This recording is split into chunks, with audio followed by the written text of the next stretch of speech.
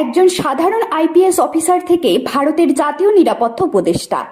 টানা তৃতীয়বারের জন্য জাতীয় নিরাপত্তা উপদেষ্টা পদে নিযুক্ত হলেন অজিত দোভাল, যাকে ভারতীয় জেমস বন্ড বলা হয়। কিভাবে একজন সাধারণ আইপিএস অফিসার থেকে ভারতের অন্যতম সেরা গোয়েন্দা অফিসার হয়ে উঠলেন অজিত দোভাল, জানলে অবাক হবেন আপনিও। সম্প্রতি ভারত সরকারের পক্ষ থেকে বিবৃতি জারি করে জানানো হয়েছে, টানা তৃতীয়বারের জন্য জাতীয় নিরাপত্তা উপদেষ্টা বা ন্যাশনাল সিকিউরিটি অ্যাডভাইজার পদে পুনর্বহাল থাকছেন ৭৯ বছর বয়সী মিস্টার অজিত দোভাল। অজিত দোভালের জন্ম ১৯৪৫ সালের ২০ জানুয়ারি উত্তরাখণ্ডের পাউরি গাড়োয়ালের ঝিরি বানেলসুন গ্রামে। পড়াশোনা করেছেন রাজস্থানের আজমেরের সেনা স্কুল থেকে। প্রাথমিক শিক্ষা গ্রহণের পর যিনি উচ্চশিক্ষার জন্য ১৯৬৭ সালে আগ্রা বিশ্ববিদ্যালয়ে ভর্তি হন। সেখান থেকে অর্থনীতিতে স্নাতকোত্তর ডিগ্রি অর্জন করেন। এরপর ইউপিএসসি পরীক্ষা দিয়ে ১৯৬৮ সালে আইপিএস অফিসার হিসেবে যোগ দেন। কেরিয়ারের শুরুতেই মিস্টার দোভালকে আন্ডার কভার এজেন্ট হিসাবে পাকিস্তানে পাঠিয়েছিল ভারতের গোয়েন্দা বিভাগ। পাকিস্তানের লাহোরে একজন মুসলিম ব্যক্তির ছদ্মবেশে ৭ বছর কাটান তিনি। ওই সময় পাক সরকারের চোখে ধুলো দিয়ে তিনি অনেক গুরুত্বপূর্ণ তথ্য ভারতের হাতে তুলে দেন। তিনি পাকিস্তানে থাকা ভারতীয় দূতাবাসেও কাজ করেছেন। পাকিস্তান অভিযান সফল করে ভারতে ফিরে আসেন তিনি। উত্তর পূর্ব ভারত এবং পাঞ্জাবে সন্ত্রাস দমনের দায়িত্ব তার কাঁধে তুলে দেয় সরকার। ১৯৮৮ সালে খলিস্তানি সন্ত্রাসীদের বিরুদ্ধে অপারেশন ব্ল্যাক থান্ডারের নেতৃত্ব দিয়েছিলেন এই দুই গোয়েন্দা অফিসার। কৌশলগতভাবে আরও বেশ কয়েকটি সন্ত্রাস বিরোধী অভিযানে গুরুত্বপূর্ণ ভূমিকা পালন করেছিলেন তিনি। মিজোরামে শান্তি ফেরাতেও অন্যতম ভূমিকা পালন করেছিলেন। বিচ্ছিন্নতাবাদী সংগঠন ন্যাশনাল সোশ্যালিস্ট কাউন্সিল অব নাগাল্যান্ডকে দমন করতেও তিনি বিভিন্ন সফল অভিযান পরিচালনা করেছিলেন।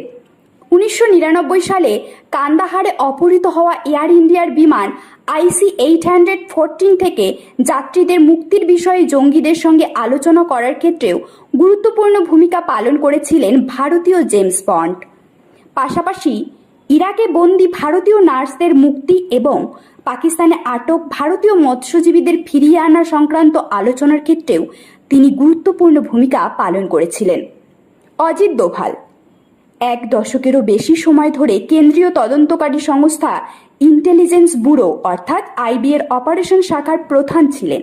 ২০০৪ সালে তিনি আইবি এর ডিরেক্টর নিযুক্ত হন। ২০০৯ সালে অবসর গ্রহণ করেন। ২০১৪ প্রথমবার ভারত সরকারের তরফ থেকে প্রাক্তন গোয়েন্দা কর্তা দোভালকে জাতীয় নিরাপত্তা উপদেষ্টা পদে নিয়োগ করা হয়েছিল।